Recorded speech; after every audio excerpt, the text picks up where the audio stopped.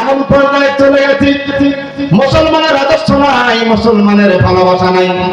আমার আল্লাহ রাব্বুল আলামিনের হুকুম থেকে আমরা সরে গেলাম, বিশ্ব নবীর আদর্শ থেকে সরে গেলাম। এই জন্য একটার পরে একটা আমাদের প্রতি গজব চলে আসতেছে।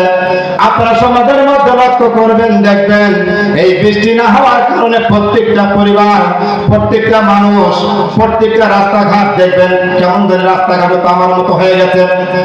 আমি আজকে মসজিদে নামাজ পড়েছি, নামাজে যখন দাঁড়ালাম মনে করলাম আগুনের গ্যাস, আগুন আমাকে এসে ধাওয়া করতেছে, এমন ভাবে প্রচন্ড তাপ। এটা আমাদের নিজ হাতের কামাই। এই জন্য প্রচন্ড গরম হচ্ছে, একমাত্র শুধুমাত্র আমাদের নিজ হাতের কামাই।